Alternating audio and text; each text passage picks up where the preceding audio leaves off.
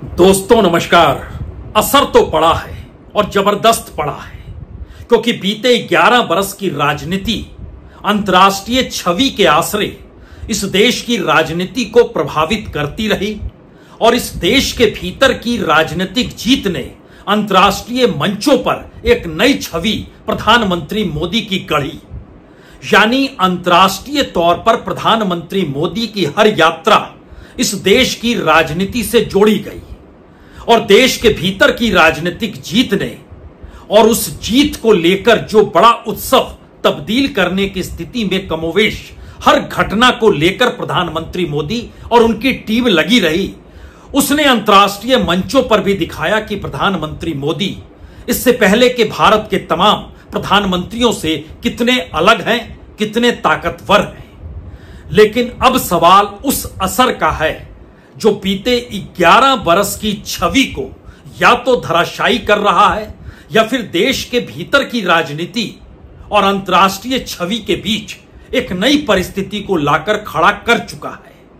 और यह स्थिति शायद देश के भीतर ऑपरेशन सिंदूर के बाद उसके राजनीतिकरण के करने की दिशा में बढ़ते हुए कदम इस वक्त उस पर ब्रेक लगाई जा चुकी है और अंतर्राष्ट्रीय मंचों पर ऑपरेशन सिंदूर और उसके बाद के हालातों को लेकर जो भी कहा जा रहा है और जो सवाल उठ रहे हैं, उन सवालों का जवाब अब किसी को नहीं देना है।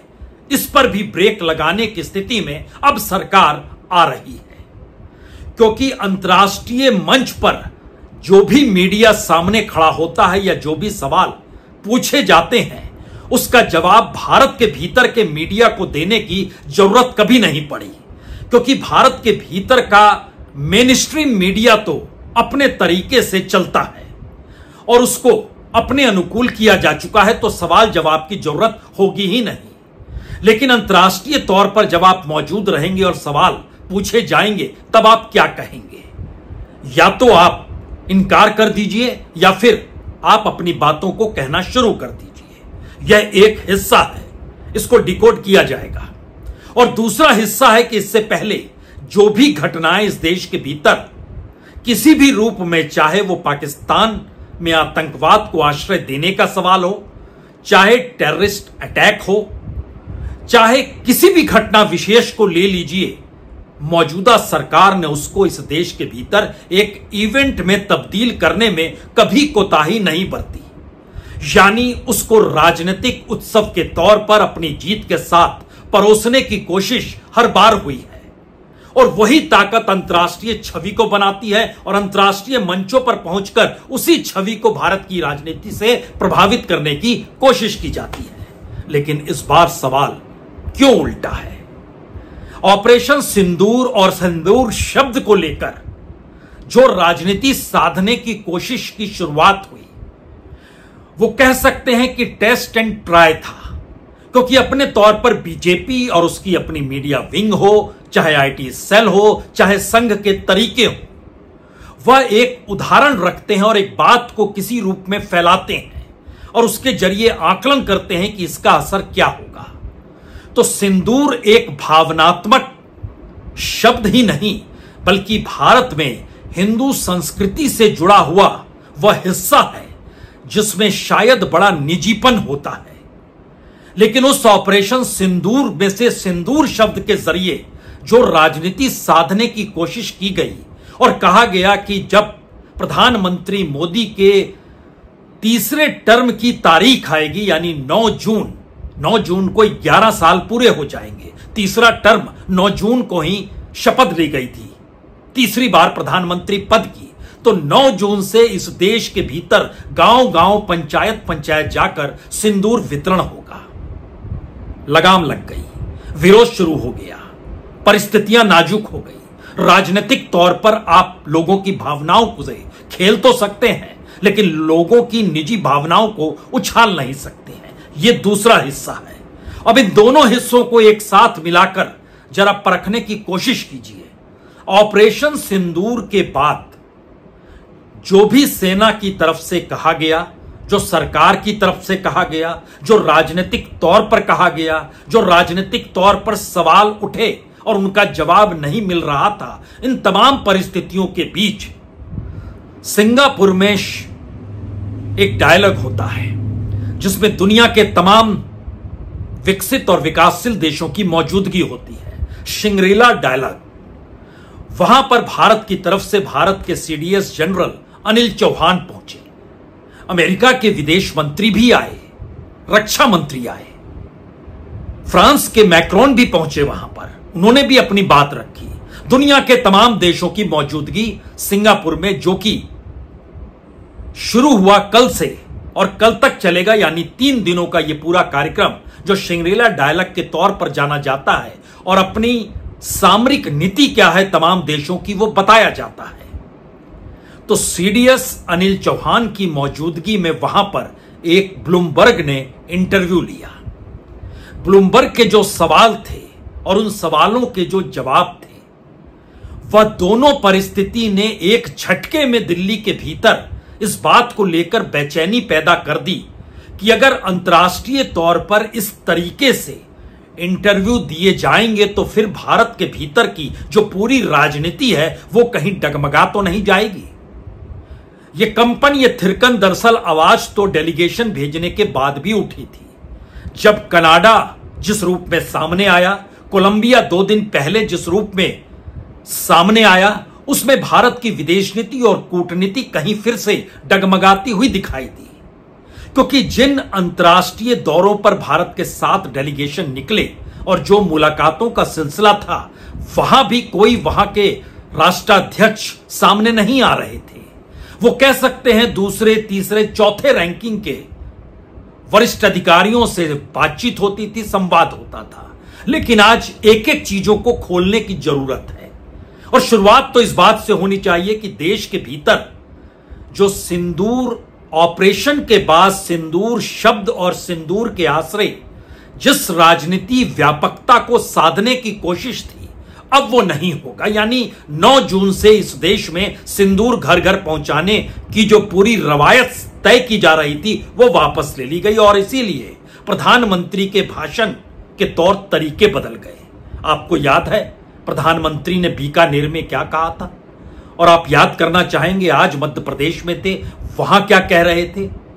क्योंकि राष्ट्र के नाम संदेश के बाद एक जो भी रैली हुई, वो आदमपुर की रैली हो, वो बीकानेर की रैली हो, वो असम की रैली हो, वो सिक्किम की रैली हो, वो बंगाल की रैली हो, वो बिहार की रैली हो, वो यूपी की रैली हो, या फिर आज वो भोपाल की रैली हो, तमाम जगहों पर जब आप सफर करेंगे तो उसमें एक शब्द बड़ा मायने रखता था, वो सिंदूर शब्द था। आज सिंदूर को शौर्य से जोड़ा गया, आज सिंदूर को रगों में नहीं दौड़ाया गया, आज सिंदूर के आश्रय भारत की महिलाओं की भावनाओं को उछाला नहीं गया। आज नए तरीके से अपनी ताकत का एहसास किया गया। तो पहला पन्ना इसी बात को लेकर कि एक व्यापक चेंज प्रधानमंत्री के भीतर जो वो बीकानेर में कह रहे थे, पहले उसे सुनिए, उसके बाद आज जो कहा उन्होंने उसे सुनिए। और अब तो मोदी की नसों में लहू नहीं, गरम सिंदूर बह रहा है। अब भारत का एक एक नागरिक कह रहा है, 140 करोड़ देशवासियों का बुलंद आवाज कह रहा है, अगर तुम गोली चलाओगे तो मान के चलो गोली का जवाब गोले से दिया जाएगा।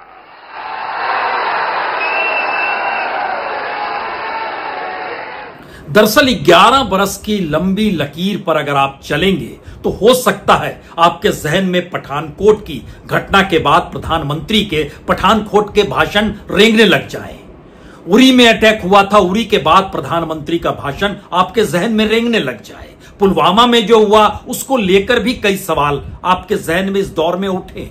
लेकिन ऑपरेशन सिंदूर के बाद इस देश की देसी राजनीति में भी यह सवाल था, क्या यह सही है और इस पर क्या ब्रेक नहीं लगा देनी चाहिए?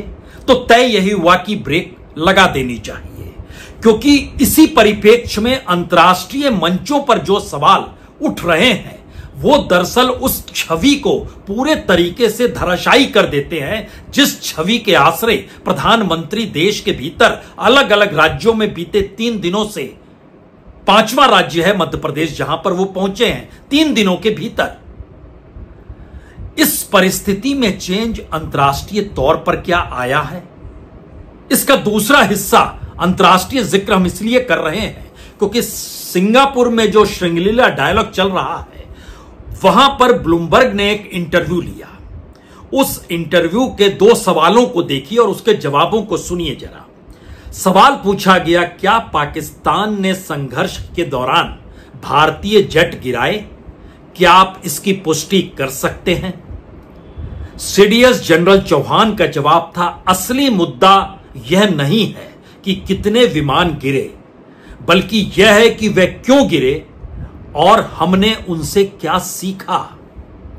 भारत ने अपनी गलतियों को पहचाना, उन्हें जल्दी सुधारा और फिर 2 दिन के भीतर दुश्मन के ठिकानों को लंबी दूरी से निशाना बनाकर एक बार फिर प्रभावी तरीके से जवाब दिया। लेकिन पहली लाइन में यह माना गया कि हां विमान गिरे, गिनती मत कीजिए। तब ऐसे में दूसरा सवाल इंटरव्यू लेने वाले ने पूछा, जो ब्लूमबर्ग का इंटरव्यू है, पाकिस्तान ने दावा किया था कि उसने 6 भारतीय जेट गिराए, क्या आप इसकी पुष्टि कर सकते हैं? क्या यह सही है? आप कंफर्म करेंगे? सीडीएस जनरल चौहान ने कहा, बिल्कुल गलत है। गिनती मायने नहीं रखती, बल्कि यह मायने रखता है कि हमने क्या सीखा और कैसे सुधार किया। और सीडीएस चौहान यह भी साफ करते हैं कि संघर्ष में कभी भी परमाणु हथियारों के इस्तेमाल की नौबत नहीं आई, जो कि एक राहत की बात है। 2 बड़े महत्वपूर्ण सवाल हैं इस दौर में भारत के भीतर। अगर आप याद कीजिएगा तो 12 मई को एयर मार्शल अवधेश कुमार भारती से पत्रकार ने यही सवाल पूछा था दिल्ली में, क्या ऑपरेशन सिंदूर के दौरान राफेल पाकिस्तान में क्रैश हुआ या मार गिराया गया? इस पर खुले तौर पर उन्होंने कहा था, इस वक्त मैं कोई कमेंट नहीं करना चाहूंगा क्योंकि अभी भी युद्ध के हालात में हम हैं। अगर मैं इस पर कुछ कहूंगा तो इसका उल्टा असर होगा। हम पाकिस्तान को इस वक्त कोई फायदा देना नहीं चाहते हैं। बस इतना कहूंगा कि जो मकसद हमने तय किया उसे हासिल किया और हमारे सभी पायलट सुरक्षित वापस लौट आए। अब इन 2 परिस्थितियों के बीच में सवाल यह नहीं कि क्या कहा गया, क्या हुआ, किस रूप में हुआ। सवाल यह है कि ऑपरेशन सिंदूर के बाद देश के भीतर जो राजनीति उफान पर आई, उस राजनीति के दायरे में पूरे विपक्ष ने सरकार का साथ दिया। और जब सरकार ने कहा कि हम अंतर्राष्ट्रीय तौर पर पाकिस्तान को बेनकाब करने के लिए उसके टेररिज्म की परिस्थितियों को रखेंगे और हर पॉलिटिकल पार्टी के नेताओं को डेलीगेशन में शामिल करेंगे, तो सभी ने इसका समर्थन भी किया और वो डेलीगेशन रवाना भी हो गया। अब नया सवाल यह है कि इस बीच भारत के भीतर जो राजनीति चल रही है और जिस रूप में प्रधानमंत्री मोदी तमाम राज्यों में गए, उसमें शुरुआत कीजिएगा तो आदमपुर आता है पंजाब में, बीकानेर आता है राजस्थान में, फिर वह सिक्किम की यात्रा पर गए, फिर वह बंगाल गए, फिर वो बिहार गए, फिर वह उत्तर प्रदेश गए और आज मध्य प्रदेश गए। यह सब कुछ लगातार राष्ट्र के नाम संदेश देने के बाद हो रहा है। तो जो छवि जिस रूप में राजनीतिक तौर पर लाभ पहुंचाने के लिए बनाई जाती है, क्या उस दिशा में पहला बड़ा झटका इस इंटरव्यू के जरिए लग गया और अब अंतर्राष्ट्रीय मंच पर इसकी मनाहट होगी कि कोई अब किसी को इंटरव्यू नहीं देगा? क्योंकि देश के भीतर तो सब कुछ अपने अनुकूल रहना चाहिए, अन्यथा मुश्किल हो जाएगी। और इस मुश्किल के पीछे क्या वजह हो सकती है, हम उस पर आए इससे पहले इंटरव्यू का एक छोटा सा हिस्सा सुनिए और देखिए। Pakistan claims 6 Indian jets were downed. Is it correct in that estimate?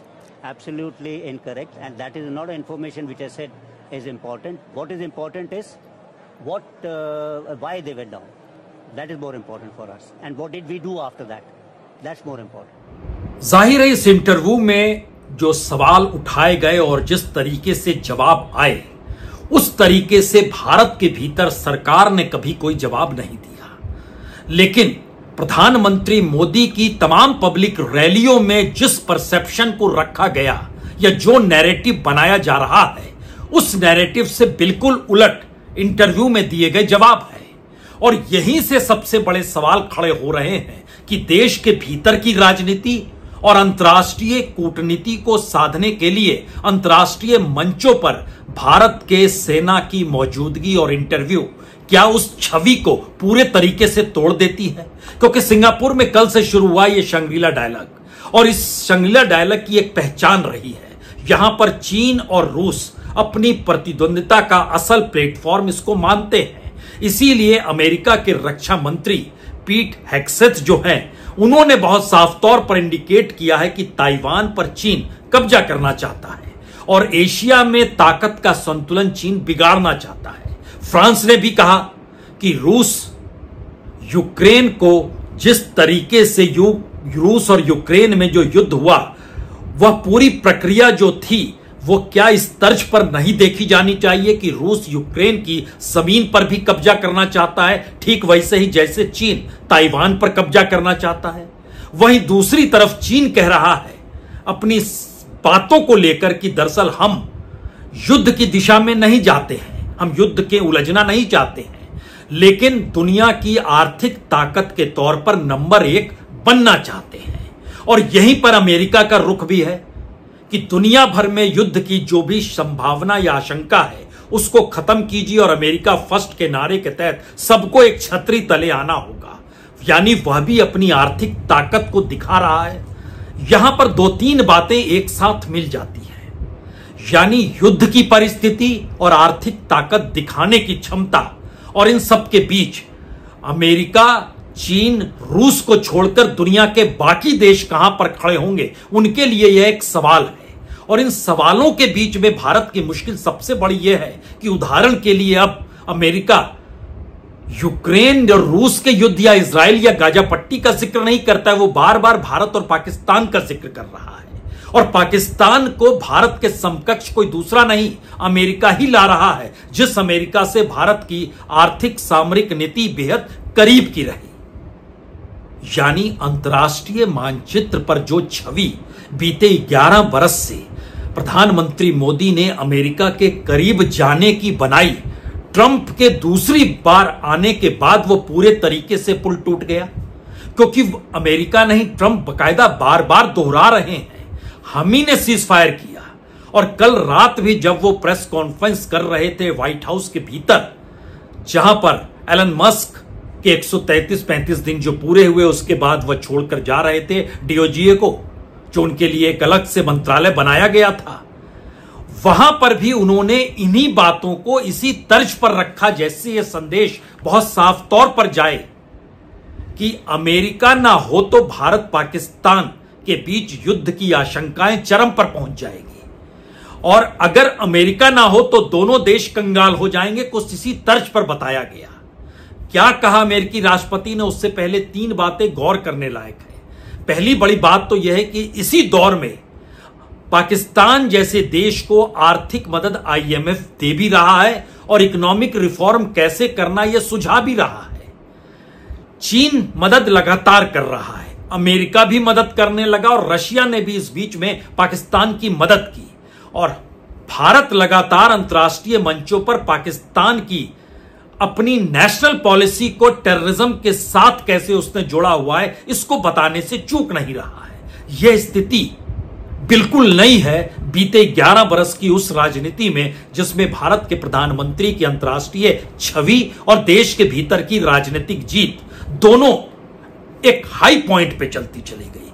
दूसरा बड़ा सवाल जो ज्यादा महत्वपूर्ण इसलिए है क्योंकि इस दौर में भारत ने पाकिस्तान का साथ देने वाले तुर्की को निशाने पर लिया। तुर्की नाटो कंट्रीज के बीच आता है और इन सब के बीच जो CREA रिपोर्ट एक आई जो कि फिनलैंड के थिंक टैंक ऊर्जा और स्वच्छ वायु अनुसंधान केंद्र के जरिए निकल कर आई, उसने उसमें खुले तौर पर बताया कि दरअसल रशिया को जो आर्थिक फायदा हो रहा है उसमें भारत और तुर्की का योगदान है। भारत ने कच्चा तेल खरीदा, रिफाइन किया और यूरोपीय देशों में बेचा, जिसको जिक्र भारत के विदेश मंत्री यूरोपीय यूनियन या यूरोप के देशों की यात्रा के वक्त इंटरव्यू में इससे पहले कह चुके हैं। वो युद्ध से पहले की परिस्थिति है जहां उन्होंने अपने देश की इकोनॉमी का जिक्र किया था। इसी तर्ज पर तुर्की ने भी न सिर्फ तेल को, कच्चे तेल को रिफाइन करके यूरोपीय यूनियन के देशों में और यूरोप या कहे पश्चिमी देशों में बेचा, बल्कि इस दौर में जो हाइड्रोकार्बन एक्सपोर्ट हो रहा है, रूस को जितना लाभ उससे मिल रहा है उसको आसानी से इस रूप में हम समझ सकते हैं कि जो यूक्रेन को पूरी वेस्टर्न कंट्रीज मदद कर रही थी, जितना पैसा देकर रूस के खिलाफ लड़ाई या युद्ध लड़ने को लेकर, उससे 3 गुना ज्यादा लाभ जो हाइड्रोकार्बन एक्सपोर्ट कर रहा है रूस, 3 गुना ज्यादा लाभ रूस को मिल रहा है। और यह हाइड्रोकार्बन यूरोपीय यूनियन के समुद्री कच्चे तेल पर प्रतिबंध लगाने के बाद है। और यह हाइड्रोकार्बन का जो एक्सपोर्ट, जिसको हम लोग कह सकते हैं जीवाश्म ईंधन, यह भी तुर्की के माध्यम से जा रहा है। यानी जो पाइपलाइन जो बिछी हुई है वह रूसी गैस तुर्की के जरिए यूरोप तक पहुंच रही है। यानी यह एक बिल्कुल नायाब परिस्थिति है कि अगर वेस्टर्न कंट्रीज रूस के खिलाफ है और रूस का माल वेस्टर्न कंट्रीज में पहुंचाने वाले देशों की कतार में अंतर्राष्ट्रीय रिपोर्ट तुर्की और भारत को एक दिशा में, हालांकि भारत ने कहा कि यह भारत की छवि बिगाड़ने वाली चीज है, जबकि कच्चा तेल जो रिफाइन करके पश्चिम में जा रहा था उसमें बताया गया कि जो लैंड्रोमेट रिफाइनरी यानी रिफाइनरी लूपोल्स कहा जाता है इसको, तुर्की में 3 है, भारत में 3 है। और भारत के एक्सपोर्ट को भी अगर देखिएगा, युद्ध से पहले या ऑपरेशन सिंदूर से पहले या फिर कहें पिछले बरस तक, तो भारत बड़ी तादाद में रिफाइनरी ऑयल को भेज रहा था, एक्सपोर्ट कर रहा था, इसमें कोई दो मत नहीं। यानी अंतर्राष्ट्रीय मानचित्र पर बनते हुए नए पावर सेक्टर्स में भारत कहां पर खड़ा है, यह सवाल अंतर्राष्ट्रीय मंच पर अब बड़ा होने लगा है। और इसीलिए अमेरिकी राष्ट्रपति ट्रंप ने कल रात फिर से दोहराया, We stopped India and Pakistan from fighting. I believe that could have turned out into a nuclear disaster. And I want to thank the leaders of India, the leaders of Pakistan, and I want to thank my people also. We talked trade, and we said we can't trade with people that are shooting at each other and potentially using nuclear weapons. And they're great leaders in those countries, and they understood, and they. Trump यहीं रुके नहीं। इस press conference के बाद जब वो निकल रहे थे तो वहां पर एक जर्नलिस्ट ने फिर सवाल किया और फिर यही जवाब ट्रंप ने दोहरा दिया। दरअसल भारत की तरफ से इसको लेकर, यानी ट्रंप जिन बातों का जिक्र कर रहे हैं उसको कभी भी काउंटर किया नहीं गया और विपक्ष लगातार प्रधानमंत्री मोदी और मौजूदा सरकार को इसी बात को लेकर निशाने पर ले रहा है कि दरअसल अमेरिका की भूमिका है क्या। इसको सरकार साफ तो करे, संसद का विशेष सत्र बुला ले या फिर तमाम राजनीतिक दलों को लेकर बैठक कर ले, इसको क्लियर तो करना ही चाहिए। यानी देश की राजनीति के भीतर भी अब अंतर्राष्ट्रीय मंचों से उठती हुई आवाज जब निकल कर आ रही है तो अंतर्राष्ट्रीय मंचों पर गूंजते हुए सवाल भी मायने बहुत ज्यादा रखते हैं। इसीलिए देश की राजनीति में एक बड़ा परिवर्तन सिंदूर को लेकर ब्रेक का लगना और दूसरी तरफ अंतर्राष्ट्रीय तौर पर क्या अब इस तरीके के इंटरव्यू ना दिए जाए, इस दिशा में अब जद्दोजहद करने की दिशा में सरकार आ गई है क्या। इन सवालों के बीच सबसे बड़ी बात तो यह है कि अंतर्राष्ट्रीय मंचों पर जिन बातों का जिक्र हो रहा है उसमें सैटेलाइट तस्वीरों का भी जिक्र है कि क्या पहलगाम में जिन आतंकवादियों ने मासूमों को निशाना बनाया, क्या वो सैटेलाइट की तस्वीर में नहीं आ पाए या नहीं आ सकते हैं, उसके बाद वो कहां गए। अमेरिकन सैटेलाइट तो बहुत बारीकी के साथ दुनिया के किसी भी हिस्से में किसी को भी जब निशाना बनाते हैं तो उसकी पूरी तस्वीर वो जारी कर देते हैं। और उसमें कभी ध्यान दीजिएगा जहां जहां उन्होंने, जैसे ईरान में जब निशाना बनाया गया उस वक्त अमेरिका ने जो फुटेज जारी किया उसमें सब कुछ इतने करीब से नजर आ रहा था कि कोई भी कह सकता था कि इतनी बारीकी नजर सैटेलाइट के जरिए दुनिया के तमाम जगहों पर अमेरिका की अगर पहुंच है तो क्या पहलगाम में उसकी पहुंच नहीं होगी? और इन सवालों के साथ एक बड़ा सवाल यह भी है, क्या अंतर्राष्ट्रीय तौर पर इस दौर में अमेरिका जिस रास्ते पर चल निकला है उसमें क्या सिर्फ यह कह देना कि दरअसल यह डेमोक्रेट से हटकर रिपब्लिकन की नीति है, या बाइडेन की पॉलिसी से हटकर यह ट्रंप की पॉलिसी, और ट्रंप पूरे तरीके से एक बिजनेसमैन की तर्ज पर पाकिस्तान को डेवलप और महाडेवलप बनाने की दिशा में बढ़ना चाहते हैं? क्या यह सिर्फ कहकर खामोश रहा जा सकता है?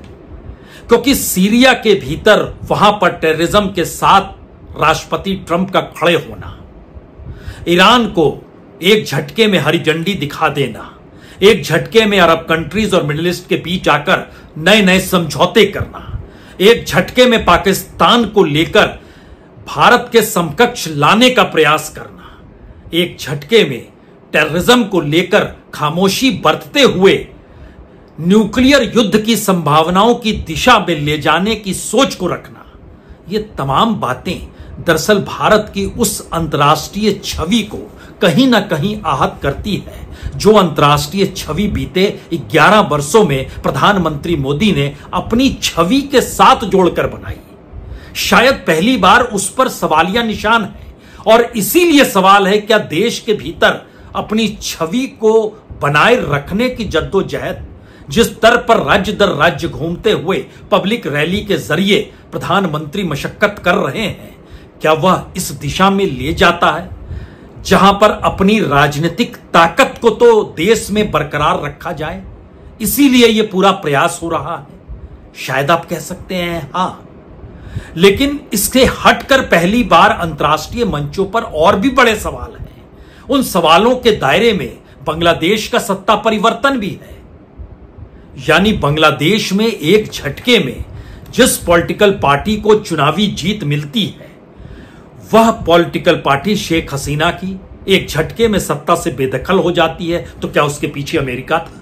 उसको जिताने को लेकर भी अमेरिका था, हराने को लेकर भी अमेरिका था। पाकिस्तान के भीतर इमरान जिस तेजी के साथ आगे बढ़ते हैं, उस तेजी के पीछे भी क्या अमेरिका था? और अब वो जेल में है तो क्या उसके पीछे भी अमेरिका है? क्योंकि अंतर्राष्ट्रीय तौर पर अमेरिका दुनिया को चलाता है, यह मैसेज तो है। अगर यह मैसेज इतना व्यापक और बड़ा है तो अगला सवाल यह भी है, क्या भारत की राजनीति को लेकर भी अमेरिका के भीतर कहीं कुछ सवाल तो नहीं है?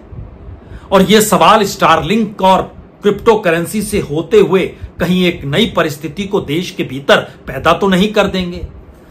जाहिर है इन सारे सवालों के बीच में आखिरी सवाल तो यही है कि देश के भीतर की राजनीति में मौजूदा बीजेपी की सत्ता अपने को ताकतवर बनाए रखने के लिए जिस परसेप्शन को चाहती है कि डेवलप हो, उस परसेप्शन में एक तब्दीली लानी पड़ गई सिंदूर को लेकर। एक बड़ी व्यापक तब्दीली जो बाहर हो रहा है और कहा जा रहा है, और देश के भीतर जो मीडिया से कहने से बचा जा रहा है, दोनों में बड़ा व्यापक अंतर है। और यह परिस्थिति बिल्कुल नई दिशा में भारत की राजनीति को क्या ले जा सकती है? या फिर आखिरी सवाल यही है, इन तमाम चीजों को देश के भीतर के तमाम इंटेलेक्चुअल ही नहीं, मिडिल क्लास ही नहीं, बल्कि देश का हर नागरिक देख समझ तो रहा होगा। क्योंकि प्रधानमंत्री के भाषण के तरीके और उनकी वाक्पटुता लोगों से सीधा संवाद बनाते हैं, और पहली बार उस संवाद को लेकर सवाल राष्ट्रीय और अंतर्राष्ट्रीय तौर पर कटघरे में खड़ा हो रहा है। शायद यह सबसे बड़ी मुश्किल है मौजूदा सत्ता की। बहुत बहुत शुक्रिया, बहुत बहुत शुक्रिया।